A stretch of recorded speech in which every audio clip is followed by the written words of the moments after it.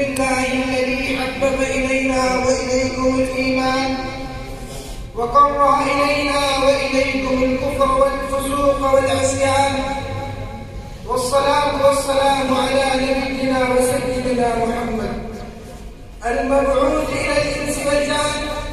أما بعد، أيها الأهل الكريم، لما قبض رسول الله صلى الله عليه وسلم ارتد العرب عن دينهم وأرادوا هدم ركن أصيل من أركان الإسلام، وبنوا الظنون واعتقدوا أوهاما، فما هي إلا أن قام رجل غيور اسمه أبو بكر الصديق هزه نداء القرآن ودفعه منهج النبي المختار صلى الله عليه وسلم، حتى عاد المرتدون إلى الدين واندرعوا أمام عزيمة الرافضة، وعاد الإسلام أقوى وأشرق كما كان.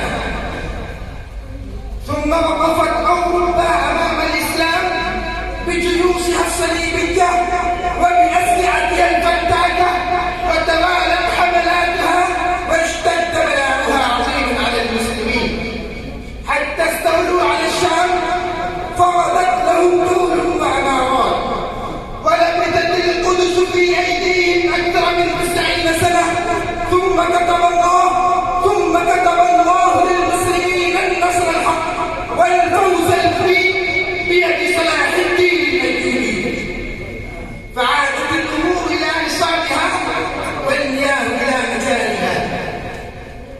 ثم رسد دار الوحوش المهجدون بلاد الإسلام، فاستطاع شرهم وعم ضررهم، وانتشروا في البلاد كالجراد، وهدوا العروش وجرفوا الدولة العباسية، فعلت المصيبة الكبرى كالنيران، وعلمت الكارثة العظمى كالغمام.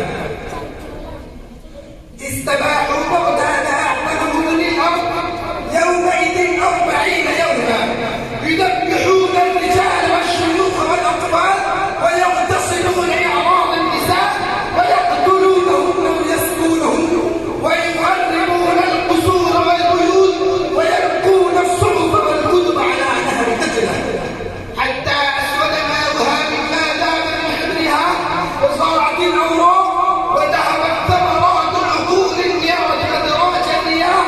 ولما انقضى 40 يوما فقد بقيت بغداد خاوية على عروشها، كانت القتلى في الطرقات كأن الثلوج، وقد سقط عليهم المطر، فتردع صورهم وانتن من جيفهم البلد، فتردع الهواء وعسل الوباء حتى تعدى إلى الشام، فمات خلق كثير، ثم زاد الغلاء والبلاء والفناء، واجتمع الطعن والطاعون.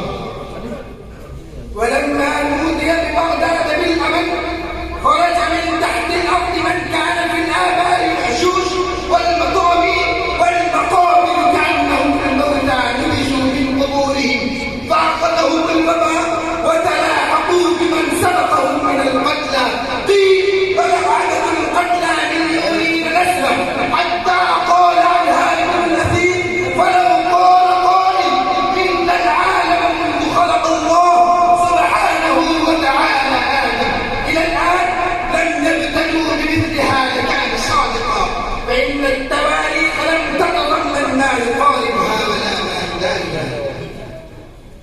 ما عاق بالمسلمين من قبل ومن بعد من نكبات، وما أصابهم من محن وبلدان، وما مسهم من أوثان ونائبات، وما أصابهم من هزيمة مكروه إلا حين فقدوا روح الإسلام وتجردوا عن ريقة الشريعة الغراء، وفرطوا في سد الله وطرد الجهاد، وكلما رجعوا إلى الله بصدق وإخلاص وتضرعوا إليه وتابوا توبة نصوحا، بددوا السلاح بالمصباح، وما المصباح إلا القرآن، وما السلاح إلا القلوب المؤمنة والعقول الواعية والشهادة النادرة وحب التفاني في سبيل الدين. يا أشبال الإسلام، ليس من أسباب النصر الذي ينقصنا؟ هل ينقصنا العدد أم العدد؟ هل ينقصنا العلم؟ هل ينقصنا السلاح؟ فنحن المسلمين 1000 مليون وعلماؤنا أكثر من علماء اليهود. إذا فما غلبنا الأعداء بسلاحهم وبعددهم، بل إنهم غلبونا لضعفنا وهواننا، وإنهم غلبونا لتفرقنا وانقسامنا، وإنهم غلبونا بسبب أننا صابنا الوهم. وما الوهم غير حب الدنيا وكراهية الموت. تعلمنا أن كل أمر مخالف لطبيعة الأشياء التي طبع الله عليها لا يمكن أن يدوم، فالقائم على الباطل لا يدوم ولو صار مرجعا للسلاح، فالدولة القائمة على الباطل لا تدوم، والمنسبة المؤسسة على الباطل لا تدوم ولو صارت سنة مبتدئة بالجند، ولو غدت قلعة معسرة الباطل لا يدوم ولو بلغ سكانها ملايين وملايين. إن الاستوقات على الطريق، إن الغاشم الظالم، وإن المجرم الإرهابي لن ينام من الجهل ولو بيده سلاح فتان، فكيف يمكن أن يبقى اليهود وتبقى الحكومة الإسرائيلية؟ وكيف تعيش أمريكا ومن والاهما من أمن الاستقرار والمسلمون لهم بالإرصاد؟ كلما ولد لهم مولود لقبلت الأم بعد مريها. أن اليهود أعداء لسانك فاستعد لعربي وإنهم أنجازوا المناجيل. دنسوا أرض الله، دنسوا أرض الله فتحوا أرضك من المسلمين.